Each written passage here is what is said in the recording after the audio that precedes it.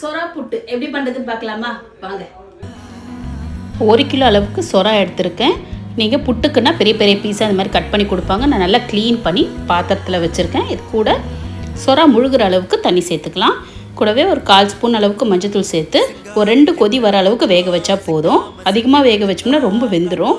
இப்போ பாருங்கள் நல்லா வெந்துடுச்சு. இப்போ ஸ்டவ் ஆஃப் பண்ணிவிட்டு இது நல்லா ஆறுனதுக்கப்புறம் இதோட தோலை நம்ம அப்படியே உரித்து எடுத்துடணும். இப்போ பாருங்கள் மீன் நல்லா வெந்துடுச்சு. இருக்கட்டும். அடுப்பில் சட்டி வச்சுருக்கேன். தேவையான அளவுக்கு எண்ணெய் சேர்த்துக்கலாம்.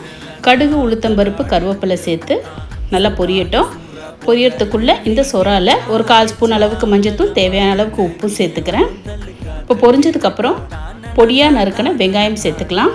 வெங்காயம் ஓரளவுக்கு நல்லா வதங்கட்டும். இது கூட ஒரு 3 மீடியம் சைஸ் பூண்டு, முழு பூண்டு நான் உரித்து சேர்த்துருக்கேன். கூடவே இஞ்சி, பச்சை மிளகாய் எல்லாம் சேர்த்து வதக்கி விட்டுக்கலாம். அதுக்குள்ளே சொராவை பிசைஞ்சு எடுத்துக்கலாம். கை வச்சு மஞ்சத்தூள், உப்பு, அதில் இருக்க முள்ளெல்லாம் இந்த மாதிரி உடச்சி விட்டு நல்லா பிணைஞ்சி எடுத்துக்கணும். இப்போ நல்லா டேஸ்ட்டாக இருக்கும்.